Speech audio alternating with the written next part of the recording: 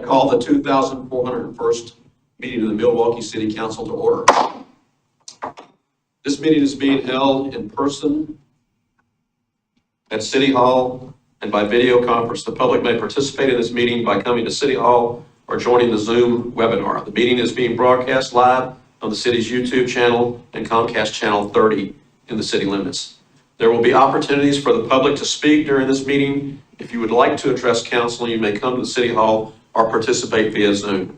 If you are interested in speaking, please let the staff know by filling out a yellow comment card for those at City Hall, or you may email ocr@milwaukieoregon.gov for those who are participating in Zoom. When it is time to take public comments, staff will monitor the comment cards, email inbox, and Zoom participant list and chat, and we will take comments in the order that they are received and seen. Again, comments may be emailed to ocr@milwaukieoregon.gov. We ask that all Zoom participants who intend to speak label their Zoom username to show their first and last names for the official record. Spanish translation services are available upon request, and the public is asked to request translation and other meeting accessibility services at least 48 hours before the meeting. And if you need more information on those services, please contact the city recorder at 503-786-7502. And for the sake of our Spanish-speaking residents, I'm going to enlist some help tonight. Servicios de traducción en español está disponible cuando sea solicitado. Se pide al público que solicite servicios de traducción y otros servicios de accesibilidad por lo menos 48 horas antes de la reunión. Para obtener más información, llama al secretario de la ciudad a 503-786-7502. And translation services are also available in other languages if you request assistance ahead of time. Please join me in the Pledge of Allegiance.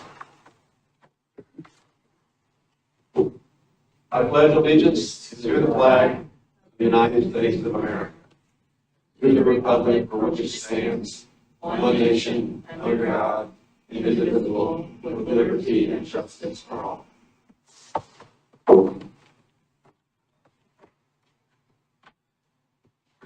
The city of Milwaukie respectfully acknowledges that our community is located on the ancestral homeland of the Clackamas people. In 1855, the surviving members of the Clackamas signed the Willamette Valley Treaty, also known as the Calpullia, etc. Treaty, with the federal government in good faith. We offer our respect and gratitude to the indigenous people of this land. Before we go further, let me just tell the public that we have two city councilors who have excused absences tonight, which leaves us with three. That means we do have a quorum of 3 of 5 to conduct the public meeting, but for any motion to be passed, it would require all three of the sitting councilors at the dais to agree to those motions. I'll move on to some announcements. Milwaukie has an ongoing plan for improving how community members get around. It's called the Transportation System Plan, or the TSP. It's now time to update the plan, which the city will be working on through the beginning of 2025, and that's a big job. So the city needs the community's help, and you can now provide feedback online. You can visit our Engage Milwaukie website to get started at engage.milwaukieoregon.gov. We have Earth Day coming up, and you can volunteer for Earth Day, which will be on Saturday, April 20th from 9 a.m. to 12:30 p.m. The city's hosting a volunteer event at the Willow Place natural area in the Lake Road neighborhood, and volunteers will remove invasive plants and we'll be planting some native plants as well. The Milwaukie Police Department is hosting a prescription drug drop-off event on Saturday, April 27th from 10 a.m. to 2 p.m. at the Public Safety Building. While there, you can also drop off any sensitive documents for shredding. So please arrive with those items in a box or bag to simplify the collection process for those handling those tasks. And you can enter the parking lot from Railroad Avenue and exit onto Harrison Street.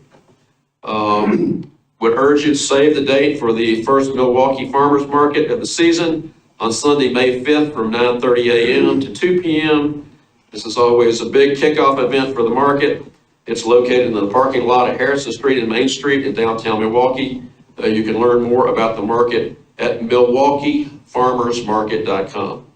For more information about these events and others, please visit the city's homepage at MilwaukeeOregon.gov, or you can call the information line at 503-786-7555. So, we have a haiku. I'll get it right. I chose the haiku. I got to choose it this week, and it is: dogwood trees always know which way the wind blows, and they sway accordingly. I think that's a pretty good one. So we have a couple of proclamations tonight, and the first proclamation is going to be from will be kicked off by Environmental Service Coordinator Riley Gill. Please come and talk to us, Riley. Thank you. My name is Riley Gill, Environmental Services. Thank you. My name is Riley Gill, Environmental Services Coordinator here at the City of Milwaukee. Earth Day is a celebrated annual event that underscores the significance of environmental conservation sustainability. Now in the 54th year, Earth Day promotes protecting the planet for future generations from issues such as pollution and deforestation. It serves as an opportunity for reflection on humanity's relationship with nature and to inspire meaningful action towards a sustainable and resilient future. Meaningful action for Earth Day in Milwaukee means restoration work in the stormwater facility known as Willow Place Natural Area, also known as Pennywood Detention Pond. Since 2022, community volunteers and city staff have gathered there to remove invasive plants, install native plants in their place, and foster a joyful sense of belonging. Earth Day 2024 will continue the tradition at this location once more. Thank you, Riley.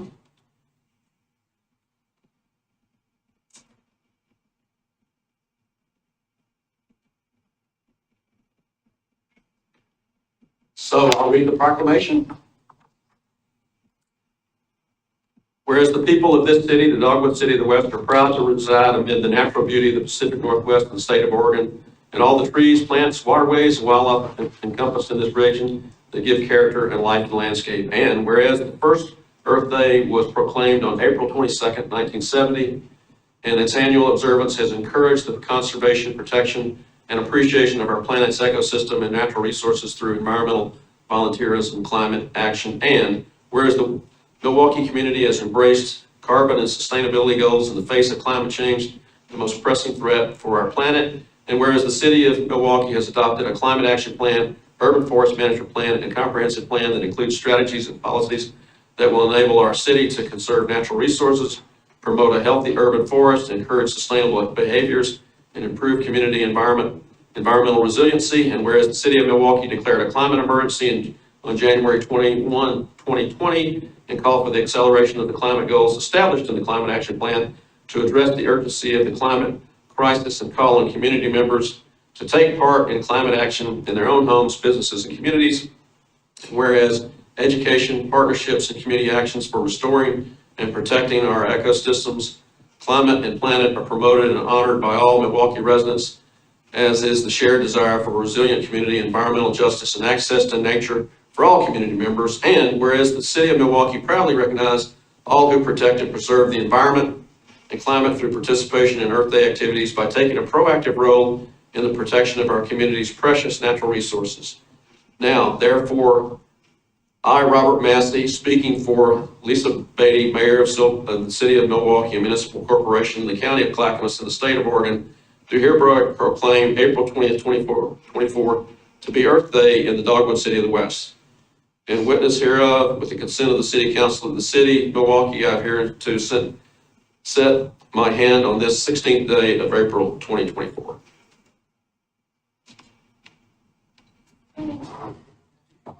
Thanks for joining us, Riley. We always want to honor our home, the earth. We have no special reports tonight. I don't have a special report, I have a fun fact. Let us have it. Dennis Hayes, who founded Earth Day, is from Camas, Washington, where Luke Straight and I went to high school, just so you know. Are you three in the notable residents of Camas, Washington? You mean notable paper makers? Yeah, Yes, yeah, we yeah. are notable paper makers. Yeah, I forgot that. That is such a catchy logo, yeah. So, this is the part of the agenda during which council will hear community member comments regarding city businesses that is not already on the agenda. Before we begin, is there any follow-up from the April 2nd community comments action? Ms. Sager? There is not, there were no community comments at that meeting. Thank you. For those in person who wish to speak, do we have any present who wish to speak? Council President Massey, I don't have any comment cards for in-speaker. There is no hands raised in the Zoom chat, and I have no emails. The only correspondence I will note that's new since the packet came in this afternoon and was sent to council via email from David Schitzhausen, kind of a repeat comment regarding requested proclamation. Other than that, I have nobody else to speak. Okay.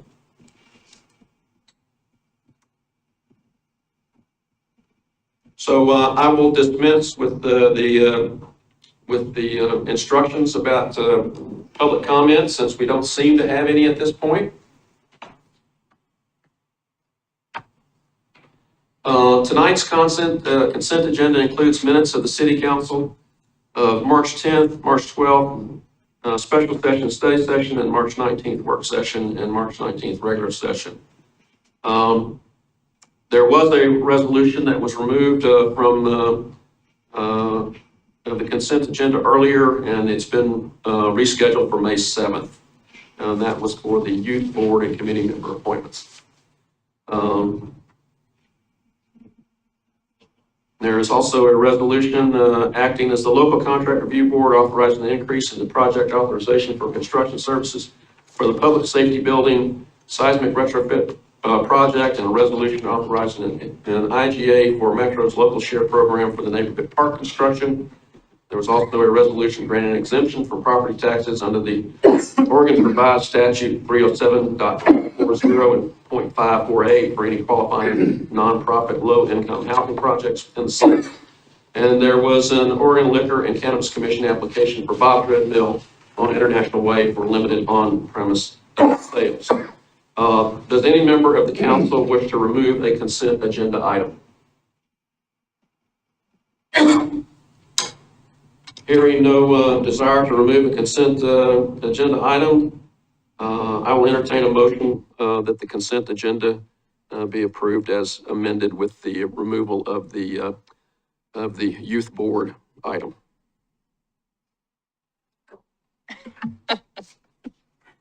I will move to accept the consent agenda as revised. I second. The motion is to approve the consent agenda as stated and modified. Is there any discussion? Okay. All those in favor say aye. Aye. Aye. Aye. Opposed, say no. All three council members vote in the affirmative. As I mentioned earlier during the study session, the Clackamas 800 digital radio update was moved to the work session. If you're interested in that, you'll be able to see that on our YouTube channel. Okay? The next item will be a public hearing on the Willard Street right-of-way vacation ordinance. And I opened the hearing and received the staff report, and we'll see if there's any public comment and go on to deliberation and adoption if warranted. The public hearing on the proposed Willard Street right-of-way vacation is called to order. The purpose of this hearing is to hear the staff report, take public comments, deliberate, and consider the proposed right-of-way vacation. Does any council member wish to announce an actual or potential conflict of interest? I hear none. So I would ask the city staff, Assistant Engineer Jeff Talento to come forward and he has come forward and he's ready to talk. Good evening. Thanks for having me. This vacation is for a small piece of property on Willard, adjacent to Milwaukie High School. It was slated for vacation in a notice of decision for, it was land use file CSU 2017-007.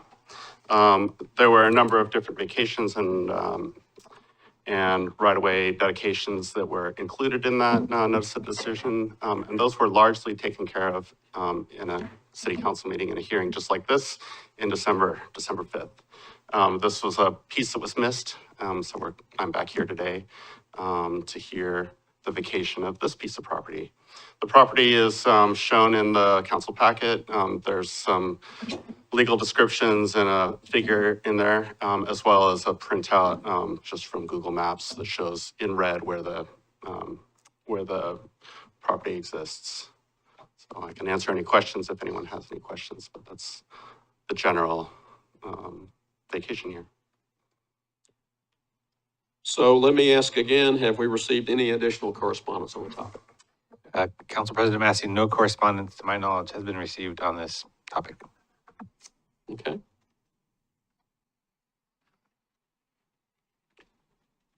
So since there's no comment, I'm assuming the staff has no response to their own testimony? No. Okay. So does the council have questions for the staff? Questions for me? You good? Okay. Okay, if there are no questions, I will entertain a motion to close the public comment part of the hearing.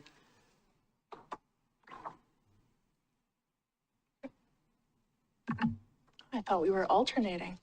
You're slow on the draw. I am. I move to close the public comment part of the Willard Street Public Right-of-Way vacation hearing. Now it's my turn. I second.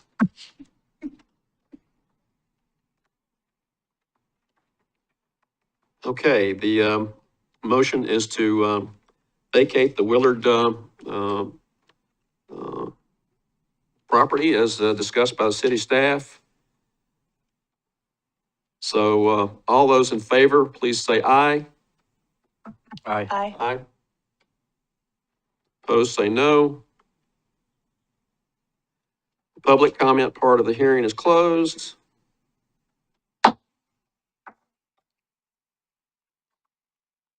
Is there any council discussion? Just thank you for being here and for bringing this piece forward. Thanks for having me. Okay, is council ready to vote? Okay, I move for the first and second readings by title only and adoption of the ordinance vacating the public street right of way within a segment of Willard Street. I'll second.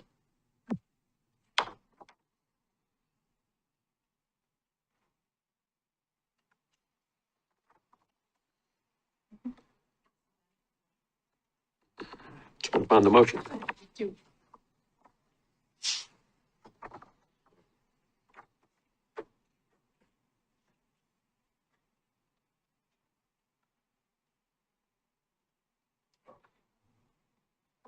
Okay, the motion is to vacate the Willard right-of-way property. All in those in favor, say aye. Aye. Aye. Any in opposition, say no. So I would ask that the city manager read the ordinance 2 times by title only.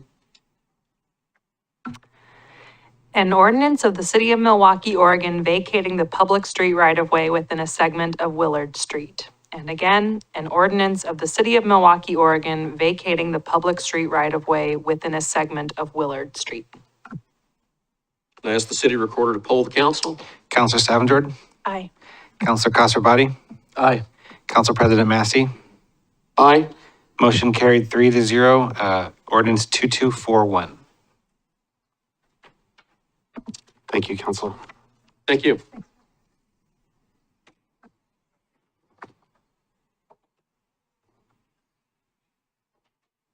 Okay, our next public hearing is about the Title 17 Land Division Code Amendments. The public hearing on the proposed Title 17 Land Division and Title 19 Zone Code Amendments is called to order. The purpose of this hearing is to hear the staff report, take public comments, deliberate, and consider the proposed code amendments.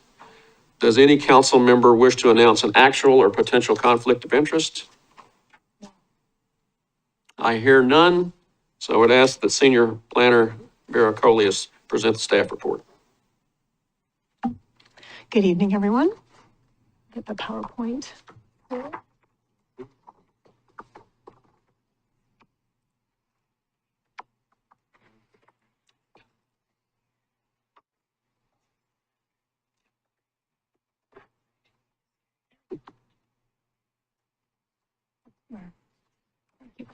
Thank you. This presentation will look eerily similar to the work session presentation that we had. But again, Vera Coley, Senior Planner, here to present the code amendment package related to our land division code, which is Title 17. This package of proposed amendments involves a comprehensive review and overhaul of Title 17, again, which is our land division code. There are a couple of sections in 19 that relate to Title 17, but the bulk of this is in Title 17. We have made small amendments to Title 17 over the years, but we've never taken one kind of comprehensive look, and so we needed to stop tweaking it and really take a comprehensive look at the entire section of code. The proposed amendments affect nearly every section of the title, and the objectives for the project is to ensure that the code accurately reflects current state law and address recent legislation involving middle housing. We want to make sure that we have clear and objective standards throughout the code, as we've been striving to do within our Title 19 zoning code as well. We want to remove redundant or confusing language, streamline processes, and clarify and simplify our review process, both to benefit of applicants as well as to staff. And we've reorganized a few sections as well for clarity. There are a lot of numbers in this code that we could do without. So we try to clarify the entire section as well. We had a work session with the Planning Commission. We had a work session with the City Council. We posted the 30-day notice as required with the code commentary. We had a public hearing with the Planning Commission last week where they unanimously recommended approval of the code package. And then, of course, we're here tonight for the adoption hearing, hopefully. So I have a few sort of buckets of code amendments. The first bucket is formatting and redundant language. We went through and eliminated needless tables of contents. So we had a lot of just extra pages in the code that didn't need to be there because we had a lot of tables of contents in there that were unnecessary. We reorganized the code to provide for a separate section just for middle housing land divisions. Before, the various processes to do a middle housing land division were cut up throughout the code for preliminary plat, final plat, all the different sections. And it just meant that everybody was flipping around or trying to search for all the standards and the required processes for the code. So we reorganized it to create a section that's just for the middle housing land division. And we tried to reduce, to the extent that we could, the number of lists that were actually in the code so that we can rely more on checklists. That way, if we need to change things that are required for someone to include on a plat or something like that, we can just change the checklist as opposed to having to do a code amendment every time something changes within state law or at the county surveyor's office, for example. We took a wholesale review of our review processes and application requirements. So we've rewritten that section for each land division type. So, for example, we used to require something called a replat for anything that had to do with a platted subdivision. The county surveyor doesn't require us to do that. It adds a lot of expense and process for an applicant to do that, when what they may actually just be doing is a lot line adjustment, which is a very simple process. But if it affects platted lots for an old subdivision, it adds a lot of extra review time and cost to the applicant for surveyor fees and so on. So we tried to kind of streamline that and called things what they actually are, not what they technically are, so that we could keep the processes aligned. Up until, to now, subdivisions are required to go through a type 3 review process, where subdivisions ought to be reviewed in a clear and objective manner. So we have removed the type 3 review requirement for subdivisions, and a subdivision is a land division that creates 4 or more lots. And so they are kind of bundled into the partitions, and subdivisions are now a type 2 review. So there's still public notice, but there isn't the requirement for a public hearing with the planning commission, which can take 3 months to go through, when really what we are looking at is engineering requirements and compliance with standards for lot design and frontage and all of those kinds of things. So as I like to say, it's math. And so there's no reason to go through a full type 3 review process when what we're really just confirming are clear and objective standards. Certainly, if someone needs a variance to any of those requirements, then we could potentially be before the planning commission for that. But the land division itself, as proposed, would not be going through a planning commission review process. It would be a type 3 review or a type 2 review. We are proposing to revise language to identify filing deadlines and align them better with the Title 19 requirements.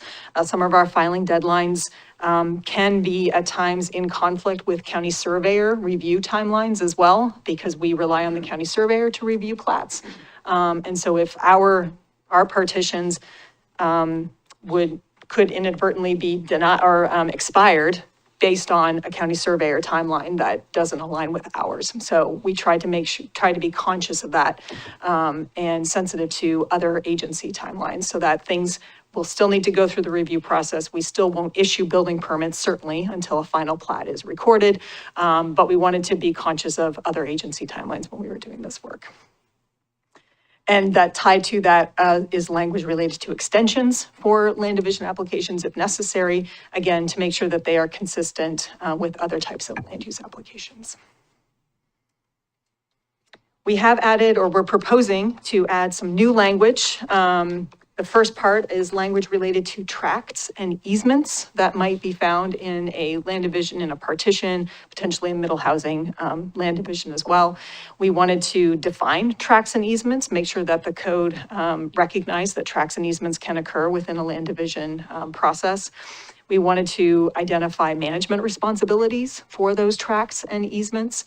There was some commentary from the Planning Commission regarding that we weren't sort of requiring, and from the City Council too, the requirement for an HOA or a homeowners association. So we did take that into account, and we've added, a similar entity kind of phrase to kind of keep that so that we're not requiring an HOA, but that there is some entity or an agency that is responsible for the management for those tracts and for those easements as well.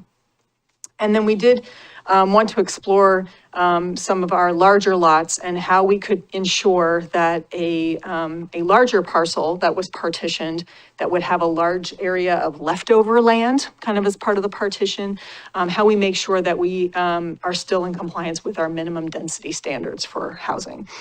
So what we've done is created a new section that talks about those leftover parcels as part of that partition, so that it includes requirements for future development of the parcel, and it eliminates future confusion about minimum density for any of those. And I have kind of an example of a parcel here that is nearly an acre in size, and we have a number of these kinds of parcels, and sort of the pretend scenario. This is a real piece of land, but it's not a real development scenario. But if someone or the person that owned that parcel and owned that house wanted to just keep the house, but carve off the rest of the property for some future use. Currently, we don't have a really good mechanism for making sure that we get the minimum density on that leftover parcel. So we've included language to make sure that permits would not be issued on that leftover parcel until they could show minimum density is being met. So that way we accommodate what someone is trying to do for the partition for their house, but then we all make sure that the city is still getting the minimum density for housing that is necessary, that the code requires. There is one note, it was reflected in your staff report, and it is in the code pack, or in the packet materials that you sent, were sent out. There's one correction that needs to be made. Section 17.24.0403C was a holdover from our existing code. And it had to do with, if someone is submitting a partition application, if the planning director or planning manager sees that they're trying to get away with not doing a subdivision review process, that the planning manager has the discretion to do that. That is irrelevant, or is a moot point now with our code, because we don't have a different subdivision review process. So as many pairs of eyes as reviewed that code, I'm so sorry, there was still one thing that snuck in. So that was identified during the planning commission hearing. So in the packet materials, that was corrected, and it is stricken through, and we did make the note in the staff report, so apologies. We left that in there, but I'm glad we caught it before we went through this process. That was good. Again, the planning commission did recommend approval of the code amendment package. We, of course, also recommend approval of the amendment package, but I'm happy to answer any questions that you might have. Thanks very much.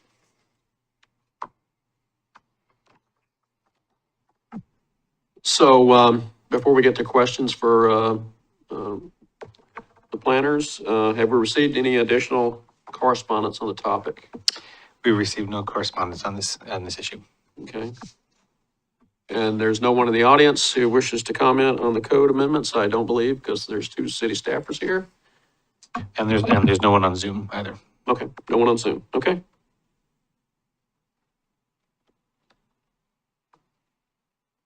So does the council have any questions for the staff? No questions, just appreciation. And hopefully we can make this as pain-free as possible for you. Not for you, Adam? Thank you. I know this is a lot of details work. I Okay, really there's like no- it, actually. Yeah.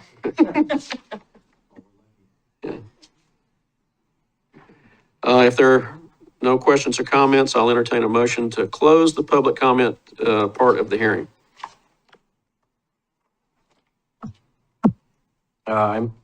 I move to close the public comment part of the Title 17 and 19 Code Amendments hearing.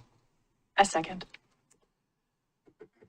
Okay, the motion is to close the public comment part of the Title 17 and 19 Code Amendment hearing. All in those in favor, say aye. Aye. No, all in favor of, no noes. The public part of the hearing is closed.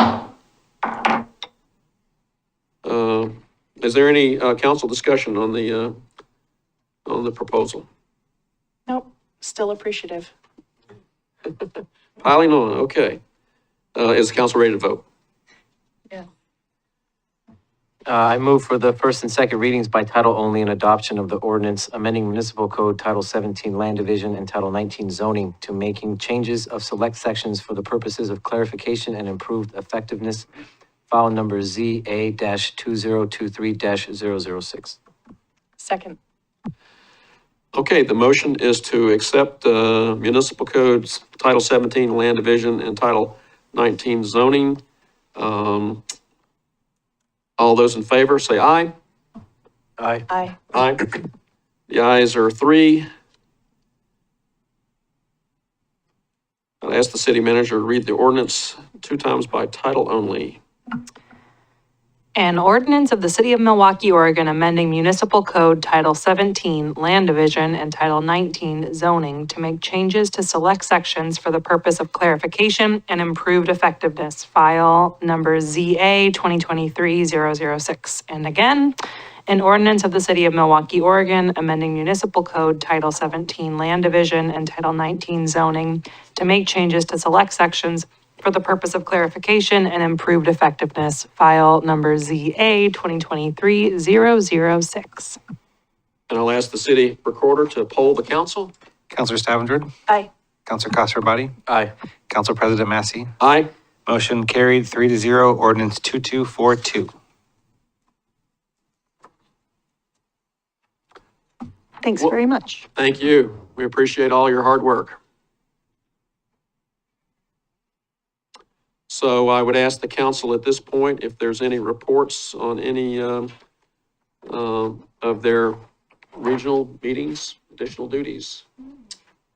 Yeah, Yes. I just have a quick update from from CAB. I know last time, there was, the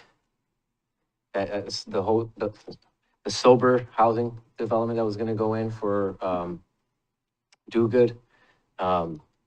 It was denied the funds from the city-led house initiatives, but we clarified that it was only denied because it wasn't involved in that criteria. Not that they don't want to do it or they're not going to do it, it just didn't fit the guidelines for what those initiatives were. So based on what County Administrator Gary Schmidt had said, they are looking for a path forward for funding, and it should be brought to the board by the end of April is what they're looking to do. So they are looking to move it forward. And that's pretty much all I wanted to update on that, because I know there was some concern about that, but it just wasn't part of the initial funding for those initiatives. I just have a quick update from our last regular session. I had volunteered to bring up the issue of the hillside, well, not just hillside, but the scattered site disposition for the housing authority. And so I did that in the last Housing Advisory Board meeting. The county staff were wonderful. They're certainly open to answering questions preliminarily. And then when they come to give us, more of an in-depth briefing on their work in May, I can't remember, is it the 7th? Let's just say early May. Then they'll be prepared to answer questions about the scattered site disposition as well. The only other thing, and I know that we'll be addressing this on the May 7th meeting, but I had an opportunity to connect with all of the youth that have been appointed or will be appointed to our boards and commissions, and they are amazing. We should all watch out for re-election campaigns because they're incredible. And I hope that they'll be able to join us on the 7th. But we're really lucky to have all of these really impressive young leaders. And thank you to Scott and Nicole for your help in welcoming them.